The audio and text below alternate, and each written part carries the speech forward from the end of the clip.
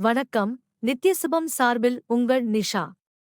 இங்கு குறிப்பிடும் கணிப்புகள் அனைத்தும் பொதுவான ராசி மற்றும் லக்கணத்தை வைத்தே கணக்கிட்டுள்ளோம். உங்களது தனிப்பட்ட கணிப்பை எங்களது வலைத்தளத்தில் பெற்றுக்கொள்ளலாம். மேலும் எங்கள் வலைத்தளத்தில் ஜாத புத்தகம் பரிகாரங்களுடன் திருமண பொருத்தம், பெயர் பொருத்தம், ஜாதக கல் பொருத்தம் மற்றும் ஆஸ்ட்ரோ பொருட்கள் விற்பனைக்கு என பல வசதிகள் உள்ளது. வாங்கல் தலைப்பிற்கு செல்வோம்.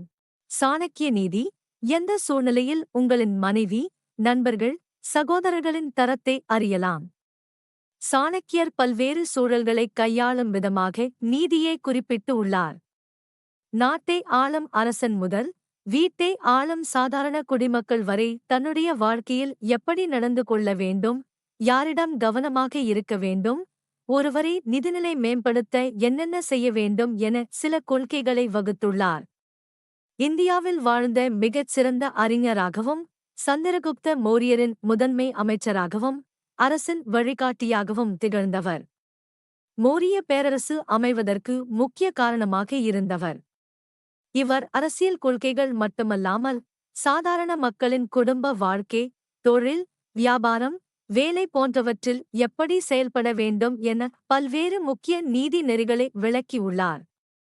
சாணக்கிய நீதியின்படி தன்னுடைய வாழ்க்கை துணை, உடன் பிறந்தவர்கள், நண்பர்களின் யதார்த்த குணங்கள் எப்படி இருக்கும் என்பதை விளக்கியுள்ளார். யார் உங்கள் உறுதுணை? சாணக்கிய நீதிபதி ஒருவர் தன்னுடைய ஆட்களிடம் இருந்து அர்ப்பணிப்பான வேலை செய்யும் விதமும், கடினமான நேரத்தில் உறவினர்களின் ஆறுதலும் உதவியும், வாழ்க்கையில் செல்வமும் இழக்கும் போதும், அவமானம் ஏற்படும் போதும் தன்னுடைய மனைவியின் யதார்த்தமான குணத்தை அறிந்து கொள்ள முடியும். எந்தெந்த நேரத்தில் அவர்களின் உறுதுணை எப்படி இருக்கிறது என்பதை பொறுத்து அவர்களின் குணத்தை அறிந்து கொள்ள முடியும். ஒரு வேலைக்காரனை நியமிக்கும் போது பணியிடத்தில் ஒரு கடினமான வேலையை எவ்வளவு திறமையாக கையாள்கிறார் என்பதிலிருந்து வேலைக்காரனின் திறனை கண்டறிய முடியும். ஒருவர் ஏதாவது பெரிய பிரச்சனையில் சிக்கிக் கொண்டால் அதிலிருந்து மீள்வதற்கு சகோதரர்கள் மற்றும் உறவினர்களின் செயல்பாடு எப்படி உதவுகிறது என்பதை பொறுத்து அவர்களின் குணத்தை கண்டறியலாம்.